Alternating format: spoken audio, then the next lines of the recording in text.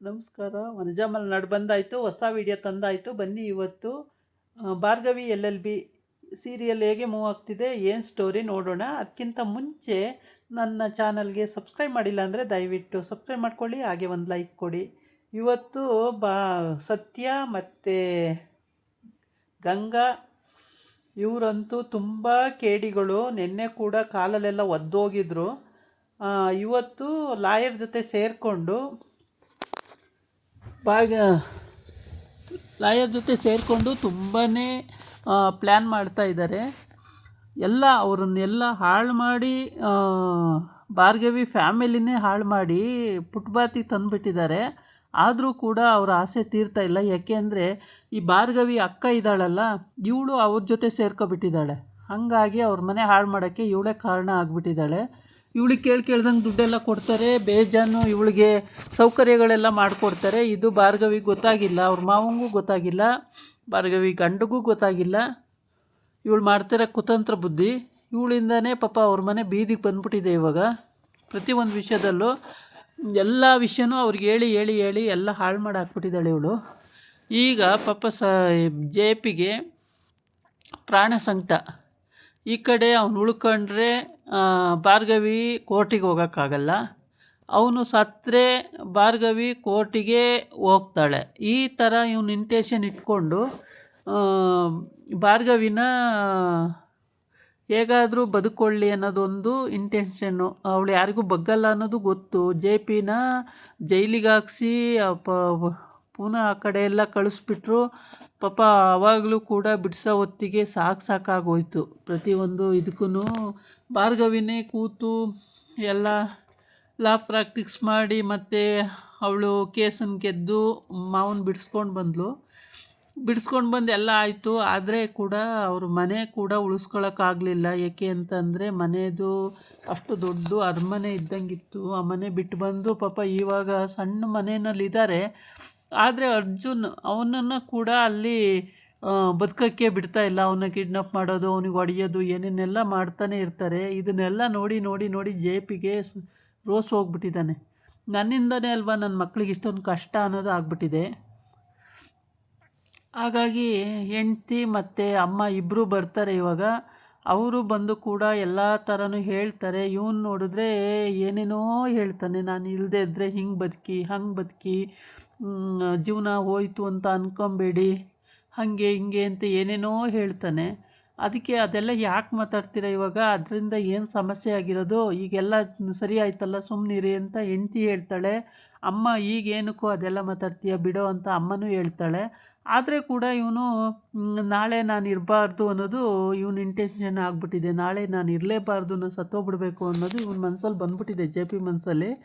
ಹಾಗಾಗ್ಬಿಟ್ಟು ಹೆಂಡ್ತಿಗೆ, ಅಮ್ಮಂಗೆ, ಮಗನಿಗೆ, ಭಾರ್ಗವಿಗೆ ಎಲ್ಲರಿಗೂ ಒಂದೊಂದು ರೀತಿ ತಿಳುವಳಿಕೆ ಹೇಳ್ತಾ ಇದ್ದಾನೆ. ಹಿಂಗೆ ಬದುಕಬೇಕು, ಹಂಗೆ ಬದುಕಬೇಕು, ಒಬ್ಬರಿಲ್ಲ ಅಂಥೇಳಿ ಅವ್ರ ಮೇಲೆ ಡಿಪೆಂಡ್ ಆಗಬಾರ್ದು, ಅವರು ಏನಾರು ಹೆಚ್ಚು ಕಮ್ಮಿ ಆದಾಗ ನೀವು ಸ್ವತಂತ್ರವಾಗಿ ಬದುಕೋದು ಕಲಿಬೇಕು, ಹಾಗೆ ಹಿಂಗೆ ಅಂತ ಅವಳು ಹೆಂಡ್ತಿ ಹೇಳ್ತಾಳೆ.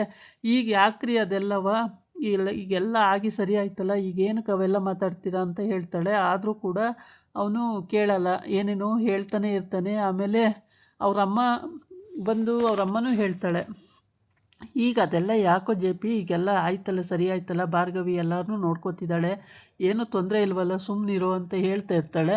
ಆದರೂ ಕೂಡ ಅವ್ನು ಸುಮ್ಮನಿರಂಗಿಲ್ಲ, ಏನೇನೋ ಹೇಳ್ತಾವನೆ. ಅವನಂದರೆ ರಾತ್ರಿ ಹೋಗ್ಬಿಡೋದು ಅಂತಲೇನೋ, ಬೇಡ ನಾನು ಇನ್ನು ಬದುಕಿರಬಾರ್ದು ಅಂತ ತೀರ್ಮಾನ ಮಾಡ್ಕೊಬಿಟ್ಟಿದ್ದಾನೆ ಅನಿಸುತ್ತೆ. ಹಾಗಾಗ್ಬಿಟ್ಟು ಏನೇನೋ ಬಡಾಯಿಸ್ತಾನೆ. ಆದರೆ ಈ ಥರ ಹೇಳ್ತಿರುವಾಗ ಎಂಥರಿಗೂ ಭಯ ಆಗಿಬಿಡುತ್ತೆ. ಭಾರ್ಗವಿ ಅಂತೂ ಬಿಕ್ಕಿಳಿಸಿ ಅಳ್ತಾಳೆ. ಸುಮ್ಮನಿರಿ ಮಾವ, ಏನು ಮಾತಾಡ್ತೀರಾ ಅಂತೇಳಿ. ಆದರೂ ಕೇಳ್ತಾ ಇಲ್ಲ. ಎಲ್ಲರೂ ಒಂದೊಂದು ರೀತಿ ಮಾತಾಡ್ತಾನೇ ಇದ್ದಾರೆ.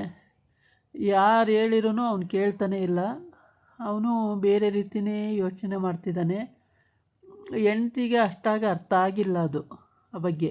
ಈ ಕಡೆ ಬಂದು ಇವ್ರು 3 ಜನ ಕಗ್ಗ ಹೊಡ್ಕೊಂಡು ನಗಾಡ್ತಾ ಇದ್ದಾರೆ. ಏನು ಈ ಥರ ಸೋಲ್ಸಿವಿ, ಸತ್ಯ, ಗಂಗಾ ಮತ್ತು ಲಾಯರು. ಈ ಲಾಯರು ಗೆದ್ದುಬಿಟ್ಟಿದ್ದೀನಿ ಅಂತ ಇವನಿಗೆ ಜಂಬ, ಇನ್ಯಾವುದೇ ಕೇಸ್ ಬಂದ್ರೂ ನಿಮಗೆ ಕೊಡೋದು ಅಂತ ಇವನಿಗೆ ಹೇಳಂಗೆ ಇವರಿಬ್ಬರು ಅವನು ಗಂಗನರ ಆಗಲಿ ಬೇರೆನರ ಆಗಲಿ ಒಟ್ಟಿಗೆ ನಿಮಗೆ ಯಾವ ಕೇಸೇ ಆದರೂ ನಿಮಗೇನೆ ಕೊಡೋದು ಅಂತೇಳಿ. ಇವನಿಗಂತೂ ಖುಷಿಯೋ ಖುಷಿ, ಸಿಕ್ಕಾಬಿಟ್ಟೆ ಖುಷಿ. ನಾನು ಗೆದ್ಬಿಟ್ನಲ್ಲ ಕೇಸು ಅಂತ ಹೇಳ್ಬಿಟ್ಟು. ಭಾರ್ಗವಿ ಸೋಲ್ತಿರಲಿಲ್ಲ. ಭಾರ್ಗವಿ ಸೋಲಕ್ಕೆ ಅವ್ರ ಮಾವನೇ ಕಾರಣ ಆಗ್ಬಿಡ್ತಾನೆ. ಯಾಕೆ ಅಂತಂದರೆ ಮಗನ ಎಳ್ಕೊಂಡು ಹೋಗ್ಬಿಟ್ಟಿರ್ತಾರಲ್ಲ ಪಾರ್ಥನ, ಅವನ್ನ ಬಿಡಿಸ್ಕೋಬೇಕು ಅನ್ನೋ ಸಲುವಾಗಿ ಅವನ ಕಾಲನ್ನೂ ಇಟ್ಕೋತಾನೆ, ಸತ್ಯನ ಕಾಲನ್ನೂ ಇಟ್ಕೋತಾನೆ. ಅವನು ಒದ್ದು ನೂಗ್ತಾನೆ ಆ ಕಡೆಗೆ. ಅಪ್ಪ ಎಷ್ಟು ಭಯಂಕರವಾಗಿ ನಡ್ಕೊಬಿಡ್ತಾರೆ ಈ ರೌಡಿಗಳು. ಪಾಪ ಅವನು ದೊಡ್ಡ ಕ್ರಿಮಿನಲ್ ಲಾಯರು, ಇವನು ರೌಡಿ, ಏನೂ ಮಾಡೋಕ್ಕಾಗಲ್ಲ. ಅವನು ಫ್ರೆಂಡ್ ಆಗಿರ್ತಾರೆ, ಆ ಕಾಲದಿಂದನೂ ಫ್ರೆಂಡ್ಗಳೇ ಈ ಥರ ಗೂಟ ಇಡ್ತಾರೆ ಅಂತ ಯಾರಿಗೆ ಗೊತ್ತಿರುತ್ತೆ. ಫ್ರೆಂಡ್ಗಳೇ ಮೋಸ ಕೆಲವೊಂದೊಂದು ಟೈಮು. ಇದನ್ನೆಲ್ಲ ಹೇಳ್ತಾ ಇರ್ಬೇಕಾದ್ರೆ ಈ ಬುದ್ಧಿ ಥರ ಹೇಳ್ತಾ ಇರ್ತಾನೆ. ಇದನ್ನೆಲ್ಲ ಎಲ್ಲ ಅಮ್ಮ, ಹೆಂಡತಿ, ಮಗ, ಸೊಸೆ ಎಲ್ಲ ಕೇಳಿಸ್ಕೊತಾ ನಿಂತಿರ್ತಾರೆ. ಕೇಳಿಸ್ಕೊಳ್ತಾ ಇರ್ತಾರೆ. ಸುಮ್ಮನಿರಿ ಮಾವ, ಏನು ಸುಮ್ಮನಿರಪ್ಪ ಅಂತ ಎಲ್ಲ ಹೇಳ್ತಾ ಇರ್ತಾರೆ. ಡ್ಯಾಡಿ ಏನು ಡ್ಯಾಡಿ ನೀನು ಅಂತ. ಇನ್ನು ಮಗನಿಗೆ ಜೆ ಪಿ ಸುಮ್ಮನಿರೋ, ಹಂಗೆಲ್ಲ ಮಾತಾಡಬೇಡ ಅಂತ ಹೇಳ್ತಾ ಇರ್ತಾಳೆ ಅಮ್ಮ. ಗಂಡನಿಗೆ ಸುಮ್ಮನಿರ್ರಿ, ಏನು ಮಾತಾಡಬೇಡಿ, ಏನಕ್ಕೆ ಇವೆಲ್ಲ ಮಾತಾಡ್ತೀರಾ ಅಂತ ಅವಳು ಹೇಳ್ತಾ ಇರ್ತಾಳೆ. ಎಷ್ಟೇ ಹೇಳಿದ್ರೂ ಅವನು ಅರ್ಥನೇ ಮಾಡ್ಕೊಳ್ಳಲ್ಲ. ಅವನೇ ಒಂದು ರೂಟಲ್ಲಿ ಮಾತಾಡ್ತಾನೇ ಇರ್ತಾನೆ. ಭಾರ್ಗವಿಗೆ ಅಲ್ಪ ಸ್ವಲ್ಪ ಅರ್ಥ ಆಗಿದೆ. ಅವಳು ಅಳ್ತಾನೇ ಇರ್ತಾಳೆ. ಮಾವ ಸುಮ್ಮನೆ ಹಿಂಗೆಲ್ಲ ಮಾತಾಡಲ್ಲ, ಅವ್ರಿಗೆ ಮನಸ್ಸಿಗೆ ಅಷ್ಟು ನೋವಾಗಿದೆ, ಬೇಜಾರಾಗಿದೆ, ಅದಕ್ಕೋಸ್ಕರ ಹಿಂಗೆ ಮಾತಾಡ್ತಾ ಇದ್ದಾರೆ ಅಂತಬಿಟ್ಟು ಅವಳು ಅಳ್ತಾನೇ ಇರ್ತಾಳೆ. ತುಂಬ ಅಳ್ತಾಳೆ ಪಾಪ. ಅವಾಗಂತೂ ತುಂಬ ಬೇಜಾರಾಗುತ್ತೆ ಅಳ್ತಿರುವಾಗ. ಪಾಪ ಅನ್ನಂಗಾಗುತ್ತೆ. ಈ ಕಡೆ ಬಂದು ಇವಳಂತೂ ಸರ ಗಿರ ಎಲ್ಲ ನೇತಾಕೊಂಡು ಒಳ್ಳೆ ಹುಚ್ಚಿ ಥರ ನಗೋದು, ಹೆಂಗೆಂಗೋ ವಿಚಿತ್ರವಾಗಿ ಆಡೋದು ಎಲ್ಲ ಮಾಡ್ತಾಳೆ.